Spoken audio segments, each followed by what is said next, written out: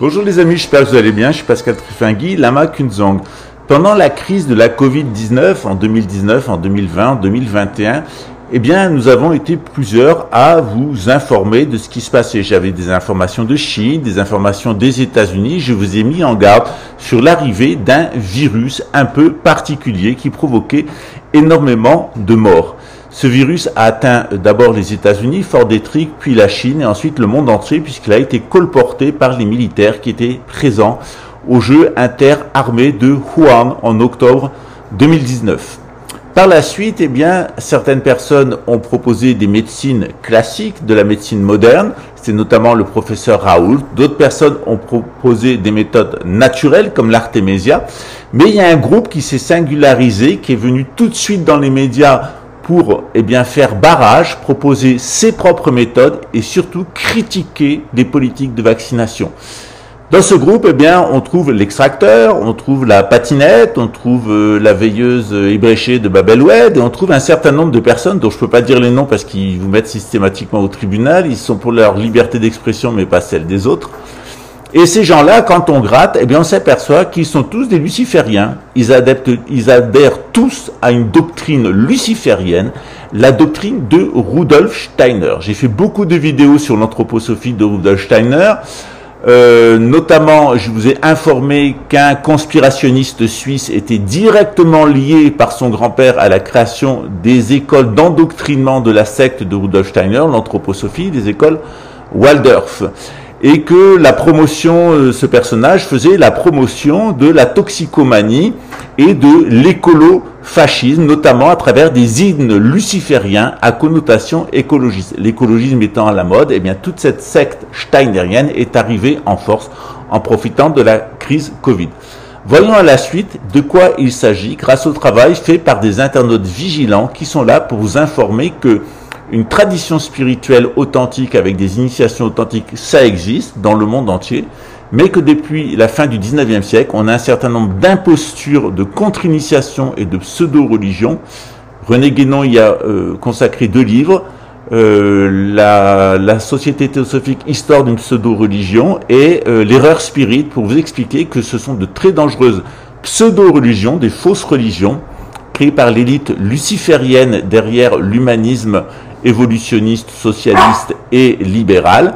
Et évidemment, René Guénon nous a mis en garde sur cette espèce d'amalgame entre les doctrines orientales et puis un certain nombre de concepts issus de la science, du socialisme, de la modernité pour former une espèce de gloubi-boulga. Ce gloubi-boulga, c'est le gloubi-boulga des conspirationnistes. Derrière 90% des gens qui sont venus en première ligne pour critiquer les politiques d'État ou vous désinformer sur la crise Covid, on a eu la désinformation d'État et des laboratoires pharmaceutiques et la désinformation des conspirationnistes. Derrière ces 2 groupes, aussi bien les groupes d'État que les conspirationnistes, on trouve une secte luciférienne qui est liée à la Lucis Trust, qui est l'organe central de direction spirituelle de l'ONU. Et on trouve évidemment derrière la Rose-Croix avec les Skull and Bones et le Council for Foreign Relations aux États-Unis, toute la pyramide illuminatiste. Et de l'autre côté, on retrouve le nazisme, l'anthroposophie de Rudolf Steiner, la théosophie allemande, le néo-druidisme et cet écolo-fascisme. Regardez ce qui suit, ça va vous éclairer un peu sur comment fonctionne le système. Il est des 2 côtés, côté pile et côté face. Côté pile, c'est le système. Côté face, c'est le conspirationnisme et les 2 se sourcent auprès d'une secte luciférienne particulièrement puissante, 1 million d'adeptes, et particulièrement riche puisqu'elle a une banque. Elle manipule des policiers, des magistrats et des militaires pour imposer sa dictature mondiale, puisque ces gens-là veulent une religion mondiale, un groupe mondial et veulent dominer le monde au nom de Lucifer. Ça s'appelle l'anthroposophie de Rudolf Steiner et sa filiale aux États-Unis s'appelle la Rose-Croix. Pour eux, le Christ, c'est l'entité cosmique du soleil qui est descendu sur Terre. Prétendait voir des forces invisibles qui étaient présentes dans le monde. Il n'est pas possible pour un anthroposophe de remettre en question ce qu'a dit Steiner. Steiner était inspiré par les dieux et donc tout ce qu'il a dit est nécessairement vrai. Même si ça ne marche pas, c'est pas grave.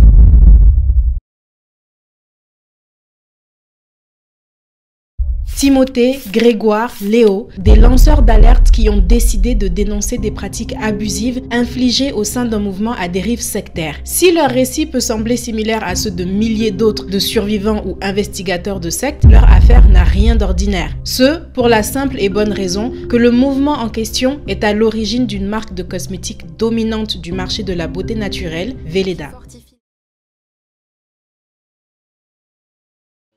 Les fours crématoires ne chômaient ni jour ni nuit, et le cycle recommençait avec l'habillage des nouveaux arrivés. À Dachau, on faisait de la mort à la chaîne. 1933. L'Allemagne est asservie par le régime nazi qui mène des séances de torture sur des humains sous la dénomination d'expérimentation dans un but supposé de faire avancer la science et la médecine. Pour mener à bien leur mission, les scientifiques qui mènent ces expérimentations utilisent divers produits de laboratoire, parmi lesquels on retrouve la crème antigel de Velleda. D'importantes commandes sont passées par le régime nazi pour des médicaments naturels également. La crème antigel aurait servi à des expériences d'hypothermie, mais le pire dans cette histoire est que cette histoire trahit une collaboration entre le laboratoire Velleda et un des mouvements politiques les plus inhumains qu'on ait connus. Suite à cette découverte, plusieurs médias font la corrélation avec d'anciens propos de Rudolf jugés racistes, comme quoi la transplantation des Noirs vers l'Europe serait une effroyable brutalité culturelle qui ferait reculer le peuple français en tant que race. Le projet était de récupérer un petit peu toutes les spiritualités orientales, pré-chrétiennes, etc. Et de former une espèce de religion mondiale. Il s'est dit il faut créer un grand mouvement, un mouvement qui soit capable de donner naissance à une civilisation. Pour ça, il faut montrer que la doctrine de départ, elle est fondée et elle est prouvée en quelque sorte par les applications pratiques. La totalité des écoles Steiner anglaises ont été inspectées l'an dernier. Le résultat est sans appel. Les 3/4 d'entre elles ont été jugées insuffisantes, voire inadaptées, en ce qui concerne la qualité de l'éducation, l'accueil des enfants handicapés ou la sécurité des écoliers. D'anciens élèves témoignent de l'enseignement qu'ils reçoivent réellement au sein des écoles de Rudolf. Un enseignement présenté comme libérateur serait en fait initiateur d'un endoctrinement des enfants avec la propagation de croyances anthroposophiques. Des rituels ésotériques seraient menés, et ce, à l'insu totale des parents. Le but était que chaque enfant rentre dans la spirale avec sa pomme et sa bougie allumée, reçoivent une étoile dorée avec un petit mot de félicitation et repartent en sens inverse. Le tout dans une ambiance obscure et à l'aide de bougies et de chants liturgiques. Je m'y attendais pas, j'ai eu l'impression de rentrer dans une église, mais sans qu'on me dise que c'était ça. Qu'est-ce que Steiner a dit aux enseignants sur ces paroles-là? Il leur a dit surtout, dites que c'est bien des paroles et pas des prières. Et c'est très important, parce que si vous dites prière, on va comprendre anthroposophie. Si vous dites paroles, on peut estimer qu'on est dans le cadre d'une instruction dans une école hors contrat. Ne parlons même pas des violences banalisées que relatent ces anciens élèves. S'il y a Vénusien, Lucifer, c'est un ange. Mais il faut lire un petit peu quand même, un minimum. Tout le monde le sait que Lucifer est Satan, que Lucifer est un ange, un archange. Alors un ange ou un archange? Moi je pense que c'est un ange. Bon. Il y en a qui disent que c'est un archange. Bon. C'est un archange qui s'est sacrifié pour sauver l'humanité et pour nous aider à évoluer plus rapidement. Hein. Sans intervention luciférienne au jardin d'Éden, Adam et Ève seraient restés des animaux. Non conscients, non soi conscients. Ont une emprise, c'est-à-dire que les âmes qui vont être justement influencées par ces forces vont agir et alimenter énergétiquement ces forces-là, sans forcément en avoir conscience. Comme c'est le cas sur la Terre, avec par exemple le New Age, hein, tout simplement, où c'est un des milieux les plus manipulés et les plus dangereux pour la masse publique. Voilà, parce que les forces qui sont à l'œuvre derrière peuvent agir à des niveaux énergétiques beaucoup plus puissants que les niveaux qui sont en général classiques, même si... Les maîtres de sagesse, c'est une histoire pas si ancienne que cela. On en parlait déjà dans les myriades de sociétés néo-rosicruciennes qui se sont créées à la moitié du 19e siècle concurrentes les unes des autres. Mais c'est une histoire qui a vraiment commencé, je veux dire par là qui s'est vraiment popularisée avec le théosophisme de Madame Blavatsky. Et cette idée s'est inscrite dans le temps des pseudo-religions, des pseudo-spiritualités, jusqu'à aujourd'hui. Dans tout le New Age, on trouve inévitablement ces maîtres de sagesse. Qu'on écoute tel coach en développement spirituel, telle personne soi-disant supraconsciente ou tel pseudo-ésotériste. Bienvenue à vous, amis.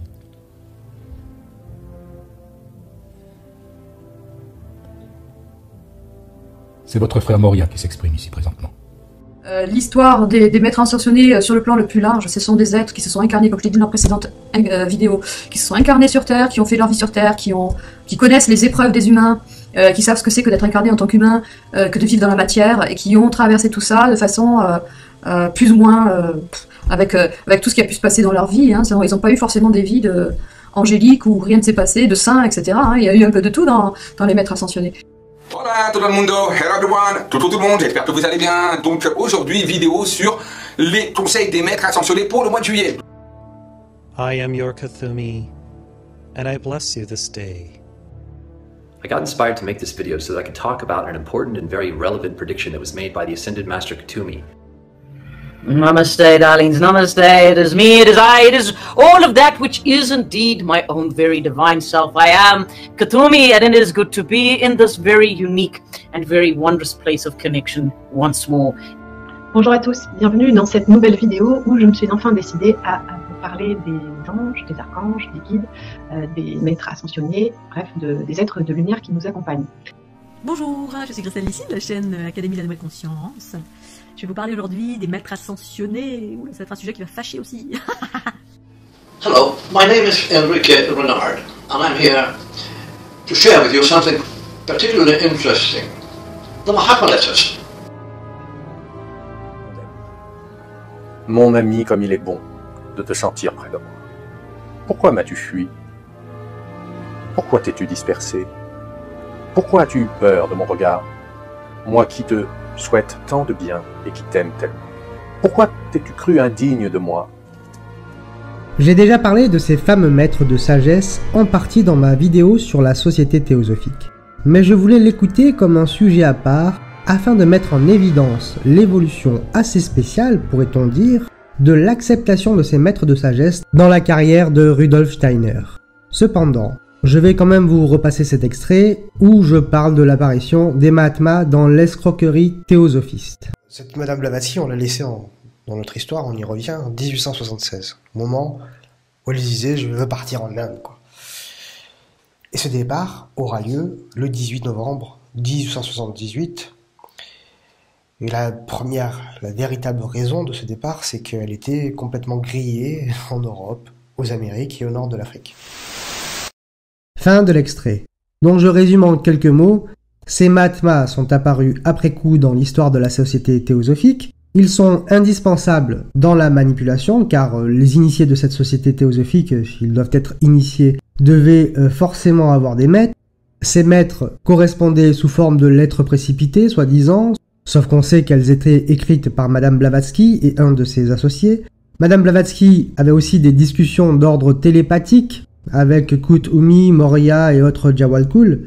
Une autre théosophiste, qui fera bande à part suite à l'affaire Krishnamurti, parlera pour la première fois de channeling. Il s'agit de Madame Alice Bailey lorsqu'elle a créé son arcane et son néo-théosophisme. Tous ces maîtres faisaient partie, soi-disant, de la Grande Loge Blanche. Si leur nombre a varié au gré des besoins, ils finirent par être 12. 12 maîtres d'une loge blanche dont le siège aurait été caché quelque part dans les hauteurs de l'Himalaya. Cette idée de maître est un peu plus ancienne. Mais pour rester dans l'occultisme, prenons l'exemple de Max Heindel qui a fondé à l'époque la Rosicrucian Fellowship en Californie. Il y avait 12 maîtres, enfin des frères plutôt, des aînés Rose-Croix. Bien plus tard, Peter Deunoff et Mikhail Ivanov parlaient aussi de cette grande loge blanche constituée de 12 maîtres. Du temps de Madame Blavatsky, il y eut plusieurs polémiques. Elle a dû quitter l'Égypte dans un premier temps, puis l'Angleterre ensuite, bien avant la création de la société théosophique, puis enfin les États-Unis pour ses arnaques de prestidigitatrices. Il y a eu des articles dans nos grands journaux et des poursuites judiciaires qui ont fait grand scandale. Elle savait bien que la société théosophique ne pouvait attirer un public nombreux que par les phénomènes. Nous en arrivons au fondateur de la société anthroposophique. Avant de devenir théosophiste, Steiner ne parlait évidemment pas de maître, il n'en était jamais question. En 1900, quand il a débuté dans la société théosophique, dont le quartier général, je le rappelle, était et est toujours à Adyar, dans la ville de Chennai au sud-est de l'Inde, et donc surtout quand il a pris la responsabilité de la société théosophique en Allemagne sous le mandat de Madame Besant, il ne pouvait pas faire autrement, évidemment, que de suivre la croyance au Mahatma. Il ne pouvait pas ne pas croire en ce que croyaient tous les théosophistes, dirigeants comme membres. Rudolf Steiner a donc commencé à faire référence à ses maîtres.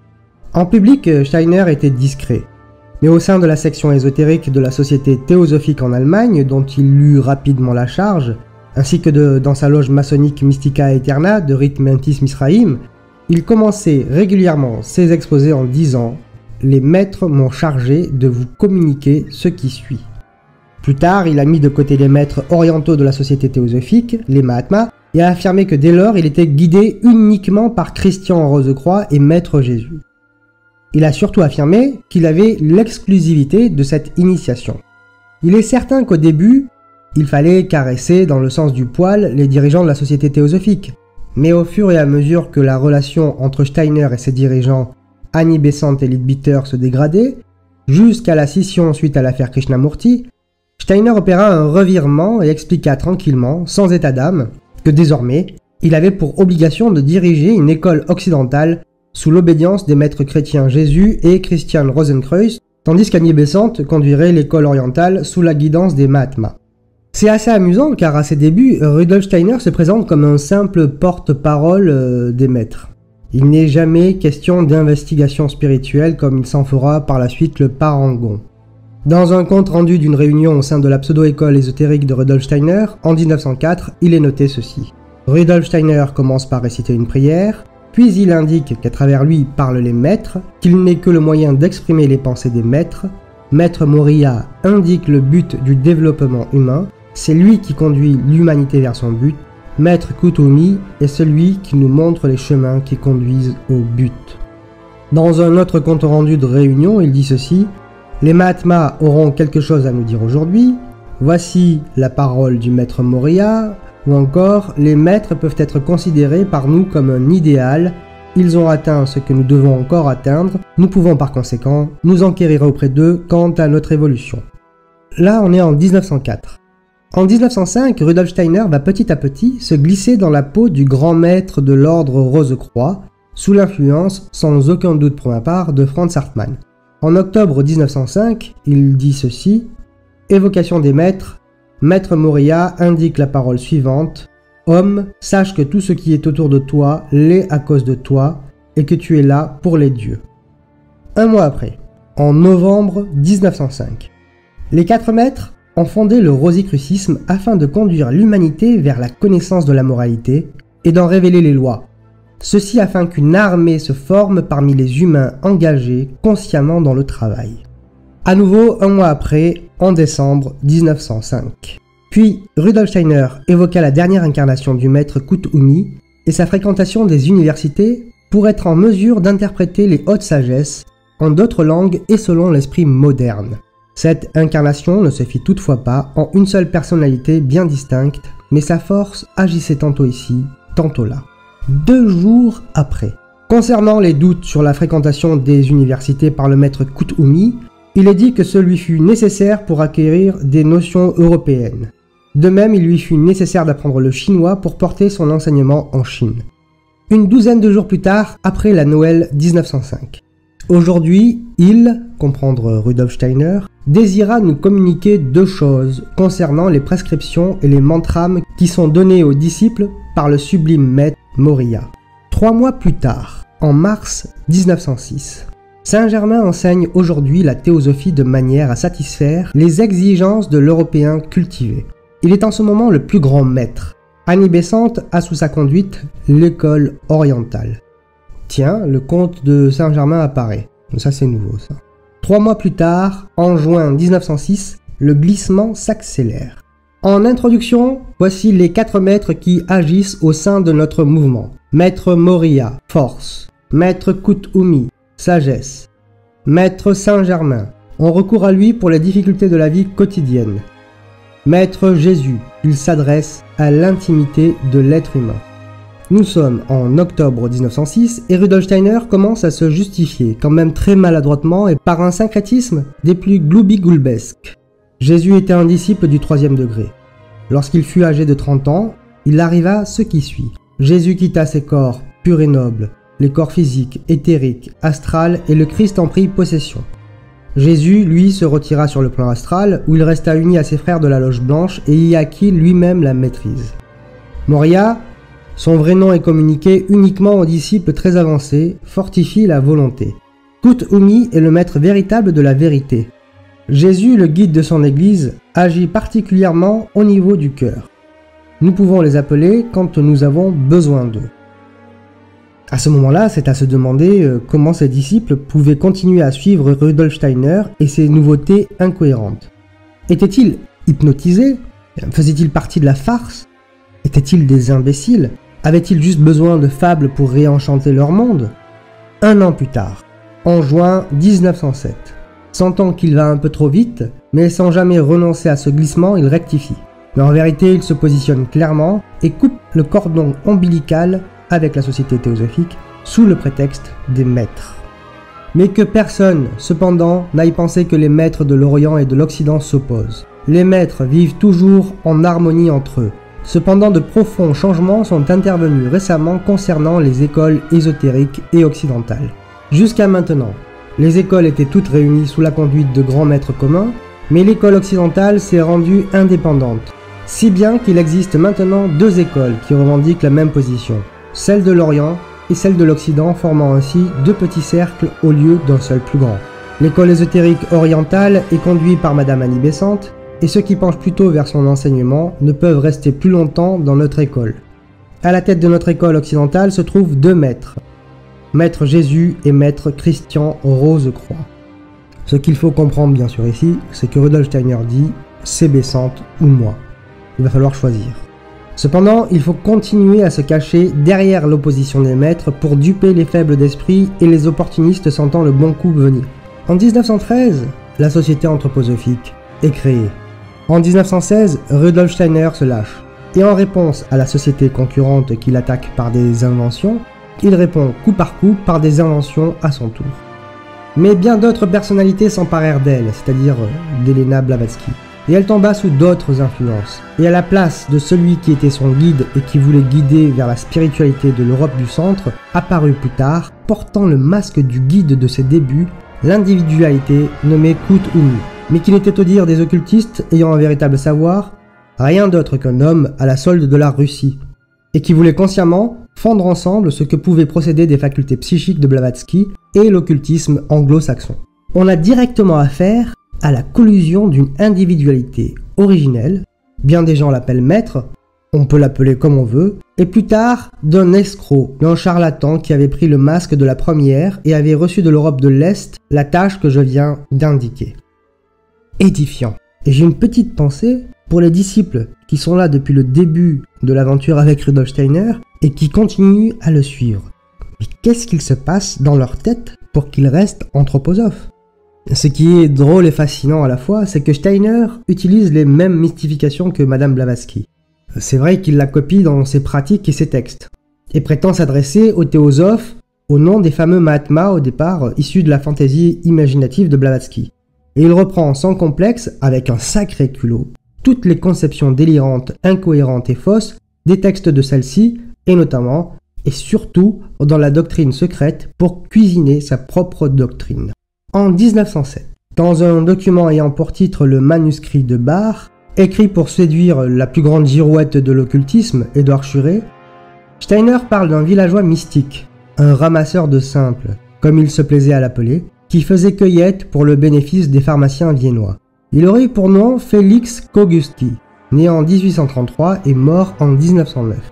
Il aurait rencontré cet homme en 1880, et dans le manuscrit de Bach, il dit de lui qu'il est un émissaire du maître envoyé par lui. Une personnalité très importante, comme il le confiera d'ailleurs plus tard à Rittelmeyer, le cofondateur de la communauté des chrétiens. Ce dernier le rapportera dans son livre « J'ai rencontré Rudolf Steiner ».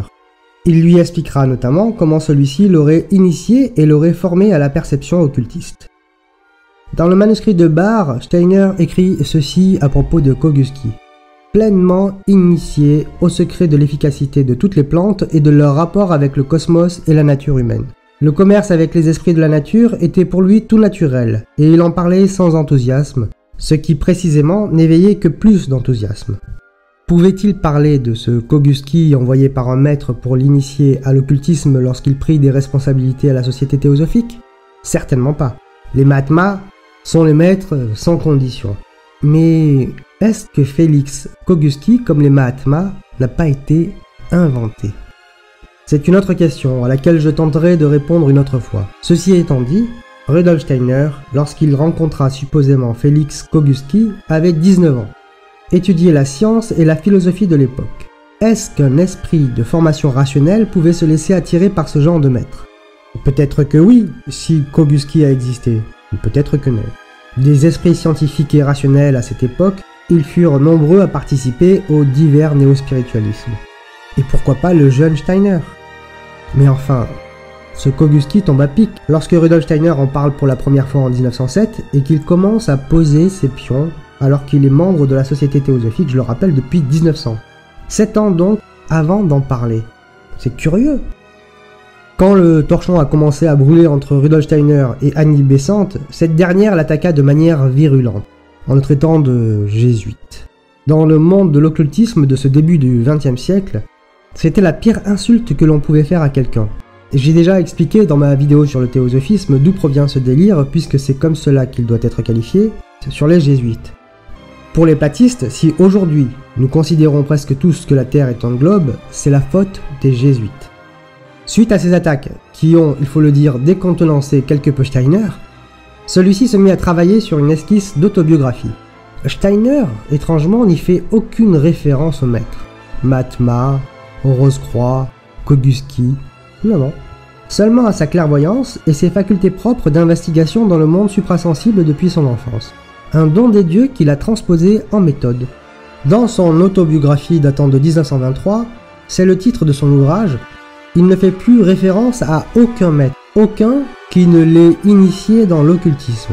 N'est-ce pas extraordinaire? C'est une autobiographie. Alors quoi? C'est plus pratique de cacher la poussière sous le tapis et de ne plus y faire référence parce que toutes ces fantaisies, tous ces opportunismes sont d'une incohérence telle qu'il en aurait eu lui-même honte. Il y a juste son travail et ses réflexions sur Goethe dans cette autobiographie, la référence Goethe, mais c'est tout. Dans le livre d'Ella Wiesberger, Marie Steiner de Sievers, Une vie au service de l'anthroposophie, publié en 1989 par les éditions anthroposophiques, on y trouve une lettre de Rudolf Steiner à sa compagne Marie de Sievers, compagne qu'il trompera d'ailleurs avec Ita Weckmann sous des prétextes pseudo-ésotériques sans aucune honte, et qui d'ailleurs aboutira à de sacrés soucis lors de la mort du clairvoyant autrichien. Bref, dans une lettre de 1905 écrite à sa femme, on peut lire ceci. « Et pas un jour ne passe que les maîtres ne donnent un clair avertissement. Soyez prudents, pensez à l'impréparation de notre époque. Vous avez des enfants devant vous, et c'est votre destin de relever des enseignements secrets élevés à des enfants. Soyez attentifs qu'à travers vos paroles, vous suscitez des malfaisants. Je peux seulement dire que si le maître ne m'avait pas convaincu, en dépit de tout ceci, que la théosophie est nécessaire pour notre époque, j'aurais seulement écrit des livres philosophiques et fait des conférences de littérature et de philosophie, même après 1901. À la fin de sa carrière, il a même essayé de faire croire, avec la plus grande des maladresses, que l'anthroposophie était l'aboutissement de sa philosophie de la liberté. L'individualisme éthique et l'imagination morale que Steiner met en avant dans sa philosophie de la liberté est en complète contradiction avec l'anthroposophie. Une bulle grossière de fantasmes et d'inventions occultistes. Enfin, d'inventions, de plagiat occultiste. Quand un chat retombe sur ses pattes, c'est clair, net, précis. Quand Steiner essaie de retomber sur ses pattes, c'est imprécis, incohérent, boiteux et fumeux. Quelques mois avant son décès, dans un délire christique, Rudolf Steiner avait pris la présidence de la Société anthroposophique et il avait pris avec le karma de l'entité et de ses membres sur lui. Au congrès de Noël 1923, Rudolf Steiner avait craint qu'en prenant cette responsabilité, les révélations provenant du monde spirituel ne tarissent. Mais ouf, cela n'avait pas été le cas. Bien au contraire. les révélations se sont intensifiées. Mais cher Rodolphe, il faudrait savoir, s'agissait-il de révélations ou d'investigations comme vous avez fini par décrire votre méthode après multiples retournements de veste? Il y a quelque chose comme beaucoup d'opportunisme chez ce personnage. Il aurait eu un maître dans sa jeunesse, puis des maîtres Mahatma lors de son adhésion à la Société théosophique, qu'il rejette ensuite pour les maîtres Jésus et Christian Rosecroix, pour en arriver à la fin de sa carrière et de sa vie à ne plus jamais parler de maître, mais d'investigations propres, personnelles, ou bien de révélations faites à lui et seulement lui. Et au-delà de la cohérence de Rudolf Steiner, quelle est la cohérence de ses disciples et de ses continuateurs? Quelle escroquerie! Lucifer, c'est un ange. Mais il faut lire un petit peu quand même, un minimum. Tout le monde le sait que Lucifer est sacralement. Hein? Sans intervention luciférienne au jardin d'Éden, Adam et Ève seraient restés des animaux. Non conscients. Vous l'avez compris, la lecture des livres de la théosophie, la lecture des livres de l'anthroposophie ou de la Rose-Croix, c'est-à-dire Blavatsky, Rudolf Steiner et Engel, est particulièrement toxique. Il y a une extrême toxicité. En réalité, quand on gratte derrière tous ces mouvements qui datent du spiritisme, ensuite on a la théosophie, puis l'anthroposophie et la Rose-Croix, constructrice des Guidestones, et derrière le projet de gouvernance mondiale. De l'autre côté, c'est le nazisme. Ne vous étonnez pas de retrouver dans la gouvernance mondiale et dans le nazisme la famille Schwab, notamment celle d'un célèbre toxicomane, d'un toxicomane suisse. Tout ceci est en réalité ce qu'on appelle dans l'islam les Alewa al-Shaitan, c'est-à-dire la sphère de l'antéchrist, ou des gens qui ont été diabolisés et qui se sont diabolisés eux-mêmes, qui sont possédés à travers leur lecture et leur manque de qualification pour l'initiation, et qui vont partir dans un délire psychiatrique, souvent lié à la drogue d'ailleurs, et l'alcool et le sexe, qui va les amener à cette espèce de délire occultiste. Ça, c'est le premier point. Le deuxième point, c'est des gens qui, eux, sont véritablement, alors ça, c'est inspirés par le luciférianisme, particulièrement ce genre d'écrits. Après, vous avez les gens qui vont passer des pactes de sang avec Lucifer et donc avec Satan. Et puis derrière, il y a des gens qui carrément servent de véhicule aux anges déchus. En tout cas, c'est ce que disent les Juifs, c'est ce que disent les rabbis, c'est ce que rappelle le Rav Denisovitch. Voilà, je vous le remets à la suite, rien que pour le plaisir. Alors, figure-toi que la Gemara ainsi que le Zohar dit, parce qu'en vérité, au moment de la délivrance finale, d'accord, les dirigeants de ce monde seront tous les descendants des Bnei Adam, juifs et non juifs, mais descendants des Bnei Adam. Donc, de cette manière, on est de la même famille, puisqu'on a le même père et la mère même. Et tous ceux qui travailleront vraiment, on pourrait dire, dans le développement de la technologie, de toutes ces choses-là, ça sera ces créatures qui ne sont pas forcément mauvaises, elles ne sont pas forcément négatives. Par exemple, Hitler, c'est pas un animal. Hitler, c'est un démon qui s'est incarné en homme. C'est marqué explicitement dans le Talmud. Qui étaient les chefs de la génération du déluge? Eh bien, deux anges déchus qui se sont incarnés en homme, Azav et Azaël. Aza et Azaël. Ils sont descendus de ce monde, ils ont pris une forme humaine, et c'est eux qui ont fait tomber tout le monde dans la débauche. Qu'est-ce que dit le verset? Dès qu'ils sont descendus sur terre, ils ont couru après les filles de l'homme. Les filles des Bnei Adam. C'est des débauchés. Et ils ont emmené toute la génération dans la débauche. Donc c'était des démons. Donc c'est sûr que Hitler, Mengele et tous ces gens-là, c'est pas eux, c'est pas des créatures animales. C'est des démons véritables qui n'ont pas d'âme, qui n'ont rien, qui se sont incarnés dans... Voilà. Voilà, affligeant. Comment profiter, eh bien, d'un côté... la pandémie avec tout ce qu'il y avait derrière, hein, c'est-à-dire le plan Rockefeller en 4 étapes, la 5e étant la question extraterrestre. J'ai fait beaucoup de vidéos sur ce sujet. Et de l'autre côté, vous avez les gens qui sont aussi des lucifériens, qui ont profité de l'aubaine pour vous vendre de la théosophie, de l'anthroposophie, de la Rose-Croix et surtout faire des pyramides de Ponzi.